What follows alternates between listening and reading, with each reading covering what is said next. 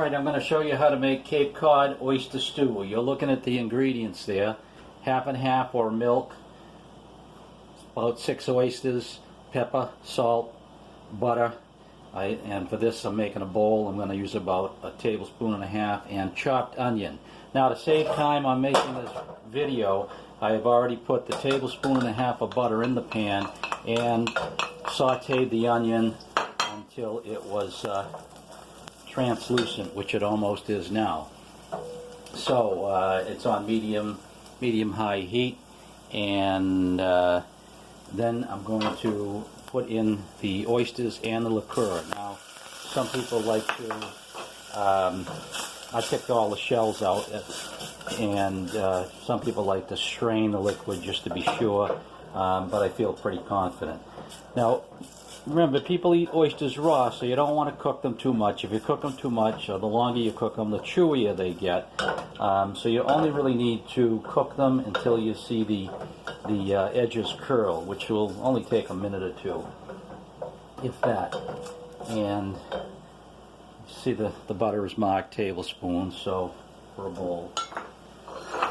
Alright, it's simmering up there, and the edges look like they're just starting to curl, and they'll also cook a little bit once you throw the milk in, so it really doesn't matter that much, so we don't want to overcook them.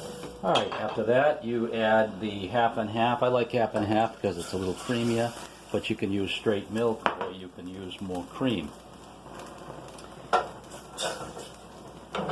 And that's pretty much it. Now, some people use salt. I think shellfish is salty enough. I don't want the added salt in my diet, so I didn't bother.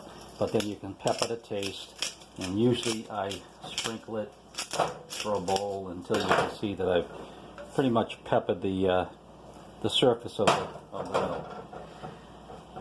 Alright, the next step after that is to stir it and heat the stew just until it gets hot.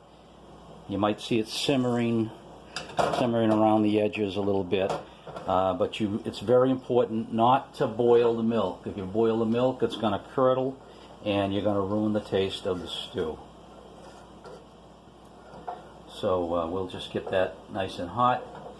It's a must that you use fresh oysters, not canned. Not the same thing. Canned oysters just don't make it. If you've never shucked oysters before, I suggest you watch a YouTube video on shucking them, cleaning them, shucking them, and all that. There are fish markets and supermarkets who will shuck the oysters for you while you wait, or you can buy a half pint or a pint already shucked. Just make sure they're fresh, and you'll be fine. Alright, that's it. You need to serve it with oysterette crackers. Oyster stew without crackers is not oyster stew. Some people like to put a little chopped parsley on top for garnish. Some people add garlic to this, but again, this is Cape Cod, so it's oysters, milk, salt and pepper, and I like a little onion. You heat it up, and that's it. Put it in a bowl and serve.